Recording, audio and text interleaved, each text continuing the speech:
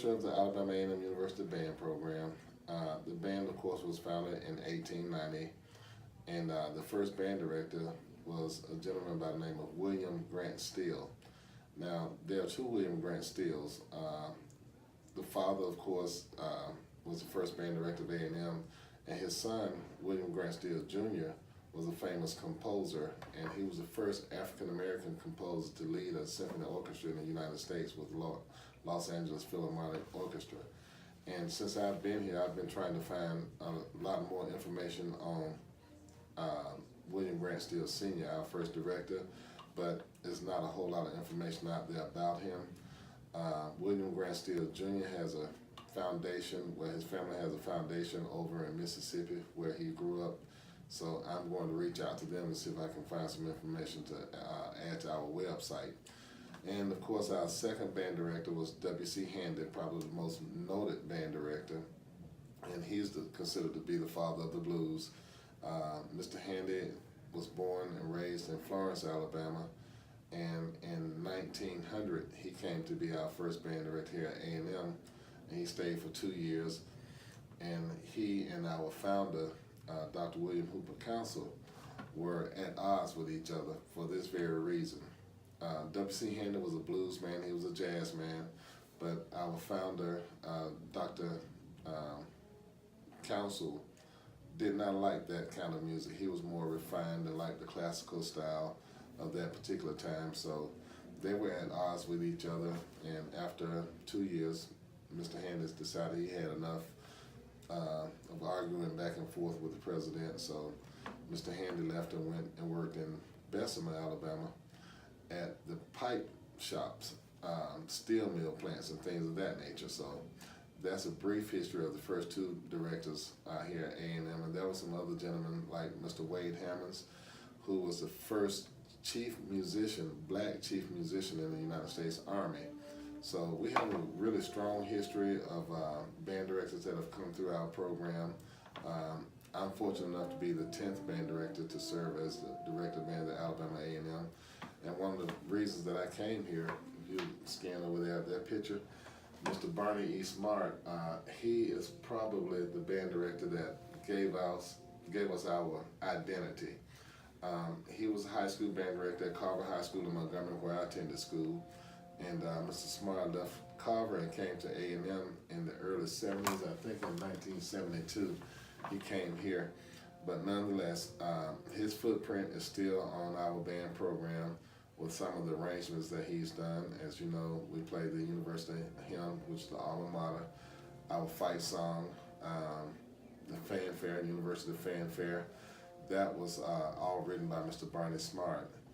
And in our fanfare, a lot of people don't know this, but Mr. Smart is a graduate of Alabama State, and he took a motive of one of Alabama State's lyrics in their university hymn, and he inserted that in our fanfare. So that's a little known, less known history about our band program and some of the things that have transpired. So that's pretty much it on that. Okay, my experiences here at Alabama A&M. I'm very grateful for the opportunity to have come through the university and through the band program. I came here as a freshman in 1986. I'm sorry, as a freshman in 1980. Yeah, I'm old, Aisha, so. It's okay. It's all right. But Mr. Arthur B. Wesley was my band director through my tenure here. I was able to learn my craft here through his leadership. He would allow us music majors to get in front of the band, to gain confidence by teaching music, by writing drills, and just making sure that we got the experience and the confidence that we needed to step out into the classroom once we graduated. I was able to form an ROTC band when I was here as a student. I came through the ROTC program, and I was commissioned as a second lieutenant in 1984. And through that, our Colonel of Military Science at that point, Colonel Haywood, and later he was succeeded by Colonel Ware, they saw the vision for us to create a military band through our ROTC program. See, at that point, all freshman males were required to take ROTC. So every Thursday, we would have ROTC lab, and myself and a couple of other guys were in charge of the ROTC band, but I was the commander.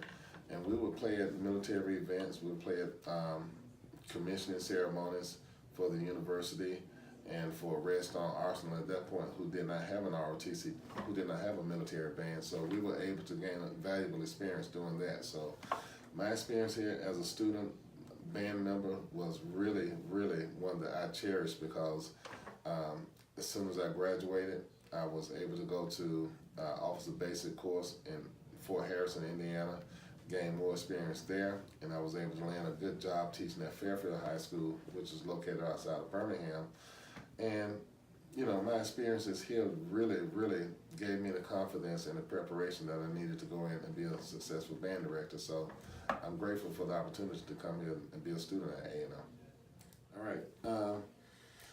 Being director of bands at Alabama A&M University now is like a full circle event.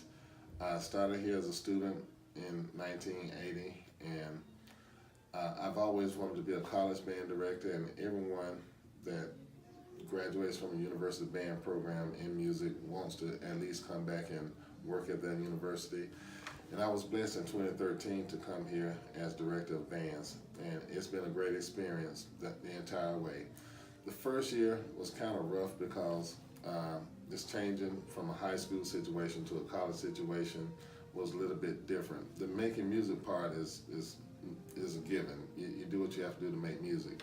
But coming in, having to change the mindsets of students that were programmed to doing things one way versus the way I wanted to make changes, that was a struggle with some students initially, and truthfully with some of the alumni. But, you know, my strong character, my will is going to prevail at what I think is going to be right. So we made those changes, and those who stuck with the program, either willingly or whatever the case is, were able to go along and help us make these changes. And there were some that weren't willing to make the program change, the changes that we were making. So either they fell by the wayside themselves, or we just eliminated them from the program, because my philosophy is this: if you're going to be a part of something, then embrace the vision of the leader. If you're not going to be a part of it, then you need to go away, because I don't believe in keeping cancer inside of a body. Do the surgery, get rid of it, and just move on. So that was my philosophy on that. And at this point, I think we're at our highest point since I've been here at A&M, with the help of Mr. Warren, Mr. Miller, and you all great students yourselves, and the other staff members. It's really been a great experience, and we're looking forward to bigger and better things in the future. 5,